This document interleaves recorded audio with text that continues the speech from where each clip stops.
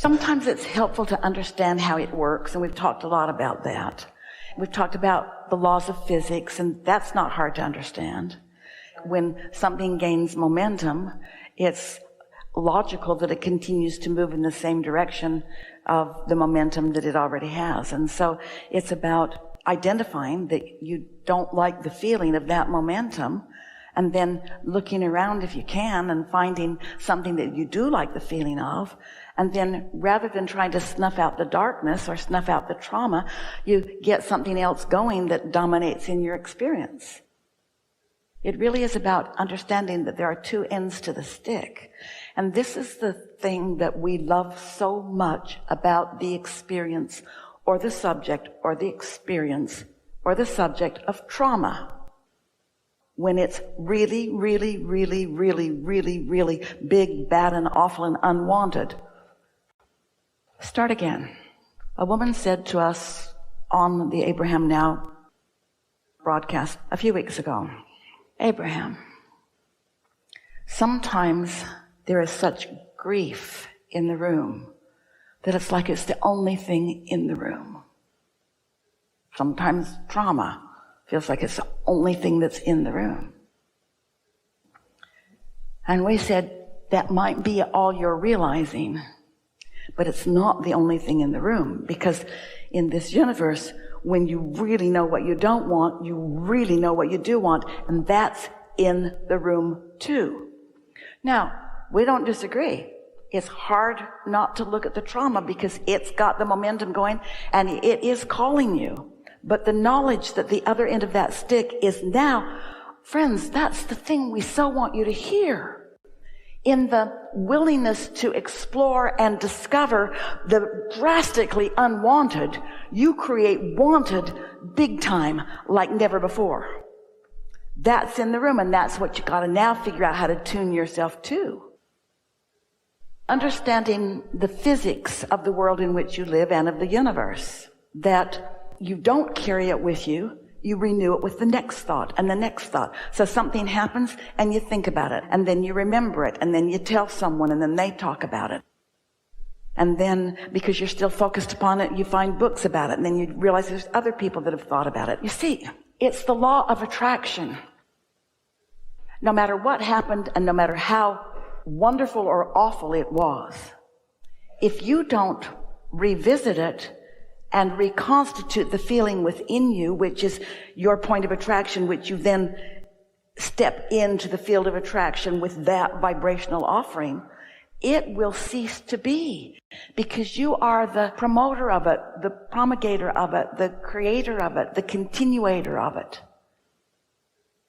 And so the bigger question is, if you believe that, and we want you to, because that's how it is, things don't keep going if you don't keep thinking about them. But you live in a world that is so fascinated with conversation about everything, and everybody's talking about everything all the time, that there hooks into so many things until you really get into a clear space where you're not attracting that anymore. You don't release it, you activate something else. That's what we were saying to the dear woman that was in the seat for so long today. You can't get rid of it. I'm going to release you as you're still active about it. And so it keeps coming back. That's why it keeps staying vivid. Sometimes it becomes more vivid, more vivid, more vivid, because the more you live something unwanted, the more you ask for this, and the more you ask for this, then the more the absence of it feels like that. You have to care about the way you feel. And most people who keep trauma going are trying to explain themselves through it. They're trying to get somebody's attention about it. They're trying to get someone punished for it. They want to be right rather than feel good. And so they just keep gathering it and gathering it and gathering it and supporting it and supporting it and supporting it. It keeps coming and coming and coming and coming. But as life moves on, then it feels like more of a weird anomaly, which makes it more that you want to get rid of, more that you want to get rid of. Trauma is constantly renewed. It's constantly renewed. And if it weren't, it would cease to exist in your vibrational frequency.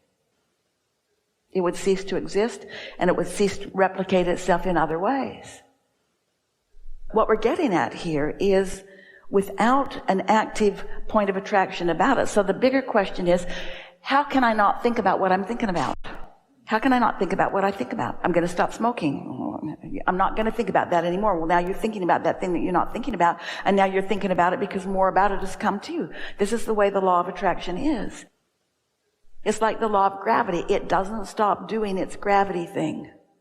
And the law of attraction doesn't stop doing its attraction thing.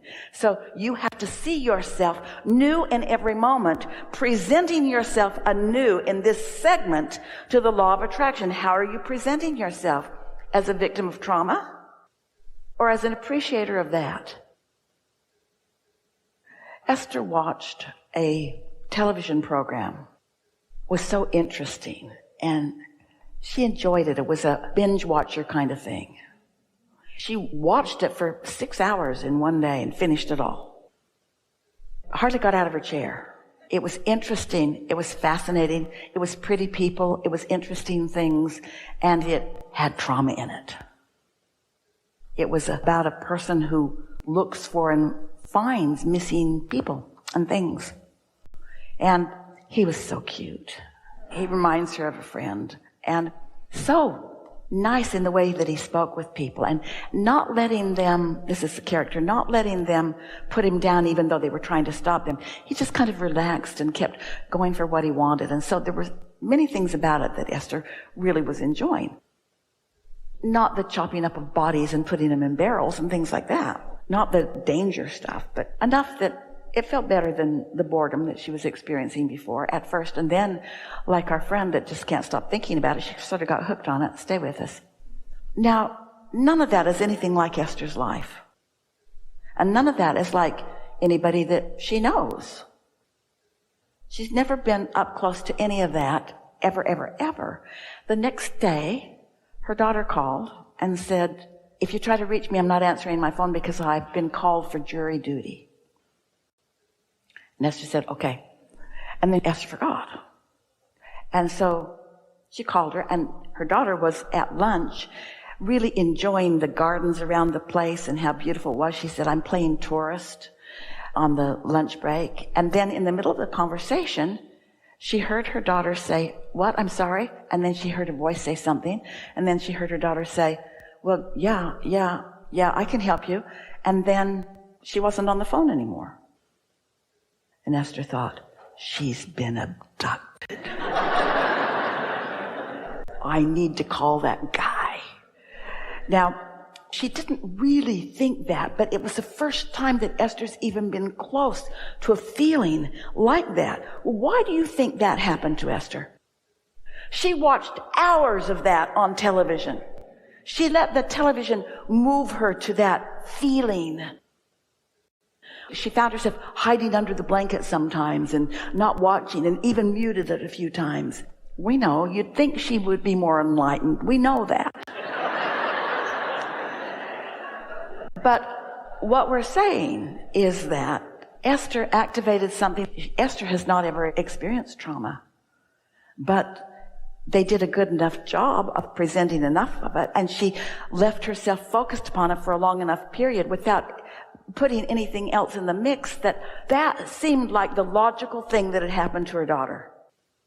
Because she doesn't just hang up on her mother, not usually. And she doesn't just stop in the middle of a conversation. It all added up. It added up perfectly. It just added up perfectly. And then Esther's trying to call her back. Well, it was a homeless person that had come up to her and asked her if she could help them find a shelter.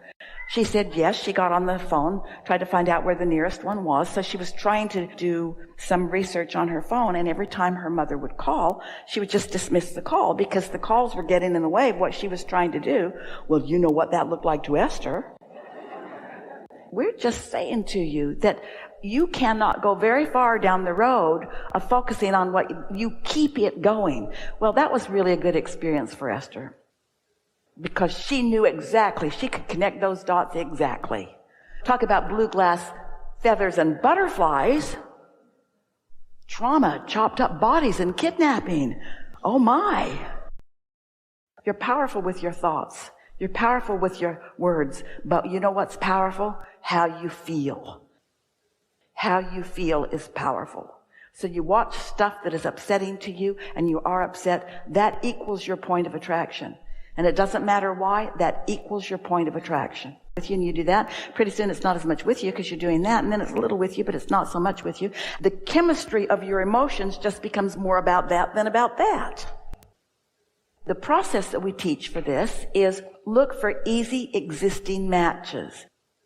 Used to be the book of positive aspects, but now we're saying look for easy existing matches, and the reason we say that is because your inner being has volumes of easy existing matches for you about what you want and no matches about what you don't want.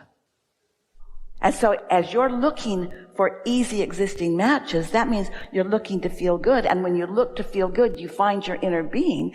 And when you find that, now you have access to all of those things that your inner being knows about you. And so it shifts the chemistry of your emotional balance. It literally does. You can't think your way out of it. Because when you think your way out of it, the pros and the cons and the pluses and the minuses, law of attraction responds to all of it. But when you feel your way out of it, all right, stay with us just for a little bit here. So this segment is about the usefulness of feeling your way to where you want to be rather than trying to think your way. Now, it's nitpicking, we know, because when you think a thought that feels good, you feel good. And when you think a thought that doesn't feel good, you don't feel good. But it's the cause and effect thing that we want you to take away from this gathering. When you find the feeling, whether it's presented to you in a movie or because somebody else has it going on strong, or doesn't matter how you find it, it's something beautiful that you see, it's something touching that you see. When you find the feeling, whether you reached for it yourself or whether you were just in the place where the timing of law of attraction delivered it to you in another way, doesn't matter. When you find the feeling, now thoughts, words, and things manifest to match it. Humans come into this body of work with somewhat of a flawed premise because they want something because they want to feel good. So they really associate, in order for me to feel good, I need that relationship, or I want that relationship. I want to be on Broadway even more than I want to be at the happiest place on earth. I want that because then I will feel happy. And we want to say, you can really keep that going if you wanted it and got it and then focused on it, and then more and more and more and more comes. But we want you to feel that the more and more comes in response to the feeling. You think that you will create the thought and get the result, and then you will feel good. And that's why when you don't get the result that you want, like not getting the Broadway, and you've already quit your job at Disney, then you think that you can't be happy because what you wanted didn't happen. And that's backwards. You find the feeling place, and then it's coming, it's coming, it's coming. It will happen. It will happen. It will happen. It defies law not to. But most of you have such a mixed bag of what you're thinking about that you're not demanding. You're not determined. You don't say what Jerry said, I give up the battle, the struggle, the trying to understand it, the trying to get somebody else to do something that they clearly don't want to do. I give up the impossible things. And he didn't know then. He got the goosebumps, he got the bubbles to show it. He didn't understand then that he gave up everything that was in the way. And what he wanted more than life itself came not that much longer in the form of his relationship with Esther. It comes to do with the laws of the universe that you can implement anytime you want.